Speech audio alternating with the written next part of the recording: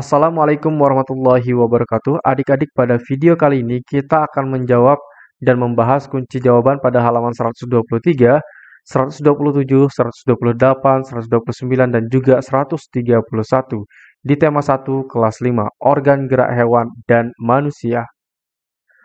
Baik, langsung saja kita akan jawab di halaman 123. Amatilah ilustrasi gambar pada halaman sebelumnya, buatlah sebuah cerita berdasarkan gambar-gambar tersebut. Namun sebelumnya, kamu harus menentukan ide pokok tiap-tiap paragraf terlebih dahulu. Ide pokoknya, proses pembuatan gerabah dari tanah liat. Baik, kita akan membuat ceritanya di sini. Langkah dalam membuat gerabah yaitu pertama, lumatkan tanah liat terlebih dahulu sampai halus atau tidak ada batu kecil dan benda-benda lainnya. Selanjutnya, jika tanah liat sudah halus dan lembut, bentuklah seperti gerabah pada umumnya. Tahap berikutnya, jika proses pembuatan gerabah selesai, kemudian keringkan gerabah yang telah dibentuk atau membakarnya di tempat pembakaran. Setelah dibakar atau dikeringkan, proses selanjutnya adalah mengecatnya sesuai keinginan. Sekarang kita akan jawab di halaman 127. Berdasarkan bacaan di atas, temukan ide pokok masing-masing paragraf. Untuk paragraf ke-1, ide pokoknya adalah salah satu di antara warisan karya budaya yang sangat luas atau tua, luas persebarannya dan mampu bertahan hingga sekarang adalah gerabah, yakni barang pecah belah dari tanah bakar yang dibuat secara tradisional. Untuk paragraf kedua, pada situs-situs kebudayaan dan purbakala banyak dijumpai gerabah atau tembikar yang difungsikan sebagai peralatan atau perkakas rumah tangga dan untuk keperluan peribadahan serta penguburan mayat. Untuk paragraf ketiga, tak terkecuali di Pulau Madura, gerabah dibuat untuk difungsikan sebagai peralatan sehari-hari masyarakat setempat yang dilakukan secara tradisional seperti apa yang dilakukan oleh para pendahulunya. Yang keempat, gerabah-gerabah yang dihasilkan oleh para pengrajin di Madura adalah gerabah yang dibuat dari tanah liat yang berwarna kuning dengan pasir halus. Yang kelima, beberapa daerah di Madura menjadi penghasil gerabah seperti Mandala, Anduliang, Dukorubaru, Yangkatan, Kiaigean, Barugung, Pademawa, Dalpeyang, Pakaporan, Blega Bayangkalan, dan lain-lain. Untuk paragraf ke-6, ide pokoknya adalah memang tidak semua daerah di Madura menghasilkan gerabah. Untuk paragraf ke-7, di antara daerah-daerah penghasil gerabah tersebut ada semacam perjanjian kerja untuk membuat bariang-bariang yang sudah ditentukan secara turun-temurun atau spesialisasi. Untuk paragraf ke-8, peralatan pengrajin gerabah Madura adalah alat-alat tradisional yang tak jauh bedanya dengan yang sudah digunakan pada zaman prasejarah. Untuk paragraf ke-9, adapun proses pembuatan gerabah dilakukan dengan tahapan-tahapan yang harus dilakukan secara beruntun.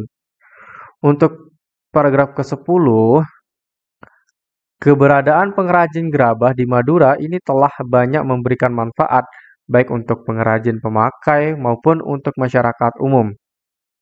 Paragraf 11, meski gerabah masih tetap diproduksi, namun dalam perkembangannya dihadapkan pada produk-produk modern. Sekarang kita akan menjawab di halaman 129. Kamu sudah bisa menentukan ide pokok dari sebuah bacaan. Sekarang kembangkan ide-ide pokok berikut menjadi sebuah paragraf. Yang pertama, ide pokoknya adalah tanah liat banyak kegunaannya. Dapat kita buat paragraf, salah satu jenis tanah yang banyak memiliki manfaat adalah tanah liat. Selain sebagai media tanam, bagi berbagai jenis tanaman, tanah liat juga dapat dijadikan sebagai bahan dasar pembuatan gerabah. Berikutnya, pada halaman 129, proses pembuatan gerabah dari tanah liat, maka dapat kita buat paragrafnya.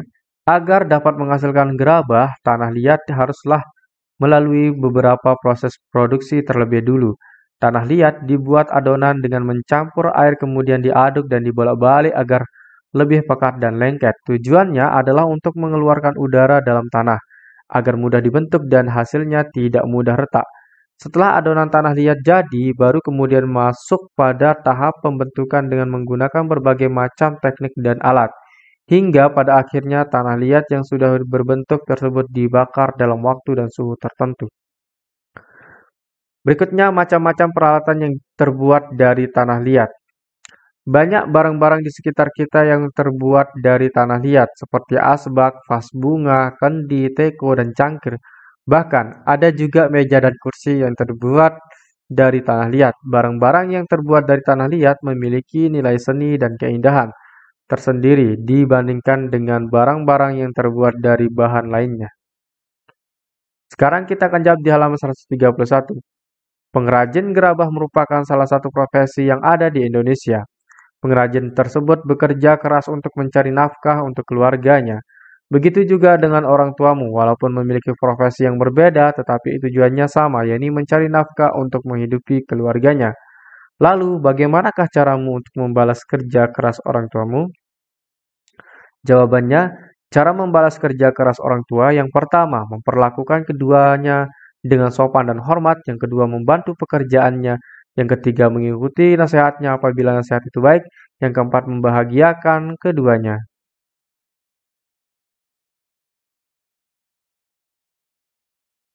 Untuk halaman 131, kerjasama dengan orang tua. Mintalah kepada orang tuamu untuk menceritakan profesinya, kemudian catatlah dan susunlah menjadi sebuah cerita menarik. Nah, di sini kamu diminta untuk menanyai dan meminta kedua orang tuamu untuk menceritakan tentang pekerjaannya sekarang. Misalkan pekerjaan orangmu adalah seorang guru, maka kedua orang tuamu itu perlu menceritakan profesinya tersebut. Nah, dari cerita-ceritanya itu kamu perlu untuk menuliskannya kembali di sini ya. Oke. Baik, itu saja yang dapat kita bahas pada video kali ini. Sekian dan terima kasih. Assalamualaikum warahmatullahi wabarakatuh.